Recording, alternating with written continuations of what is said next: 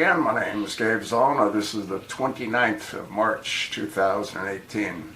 Just read an interesting article in the Telegraph News. At least 68 dead as Venezuela jailbreak attempt sparks fire. A total of 68 people died on Wednesday during an attempted jailbreak in Venezuela after fire engulfed police holding cells in one of the worst tragedies in years in a notoriously violent and overcrowded prison system. Attorney General Tarek William Saab gave the death toll in the pre-dawn mayhem at the police headquarters in northern Córdoba state, blaming a fire thought to have been started deliberately. Carlos Natillo, head of prisoners' rights group called the Venezuela a Libertad, a window of freedom, said that some prisoners burned to death and others choked after setting fire to mattresses and stealing a guard's gun in an attempt to break out. The dead included 2 women who were visiting the jail, the Attorney General said, adding that 4 prosecutors have been named to investigate. Photos taken by Natillo's group showed the body of a man with burns and firefighters trying to put out flames. Relatives of those being kept in the detention center tried to force their way in after one officer was injured by a tossed stone. The crowd was dispersed by police firing tear gas. A video posted on Twitter showed dozens of people demanding information in front of police guarding the site. Women were seen crying. Quote, "I am a desperate mother. My son has been here a week. They have not given any information," Dora Blanco told local media.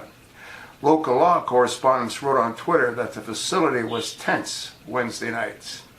Venezuela prisons suffer from dire overcrowding and a shortage of basic supplies, struggling under the depleting economic crisis that is gripping the once wealthy oil-producing country. Well, I mean, come on, they got a bus driver for a president, huh? It's like we had a community organizer for a president. Neither one knew what the hell they're doing. Because of the lack of space in penitentiaries, convicts are often sent to police holding cells like the ones in Carabobo, meant to be used as temporary pens for suspects facing charges or court hearings, where detainees are supposed to spend a maximum of 48 hours.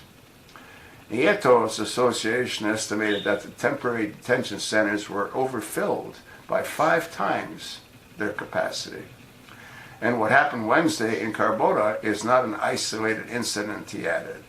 Quote, "All the police stations in Venezuela are facing similar or worse conditions of overcrowding, lack of food, and disease," he said. Hey, people in Venezuela are going to the zoo and killing animals in the zoo to eat. The association says 65 people died last year in a holding cell due to violence, malnutrition, or tuberculosis. 2 weeks ago, 58 detainees escaped holding cells on Margarita Island, a favorite tourist spot, after punching a hole in the facility's wall. They were all soon recaptured. In August 2017, a riot left 37 dead and 14 wounded in police cells in the southern state of Amazonas, while in April 2017, clash between rival gangs left 12 dead and 11 injured in Puerto Ayala prison in the eastern city of Barcelona.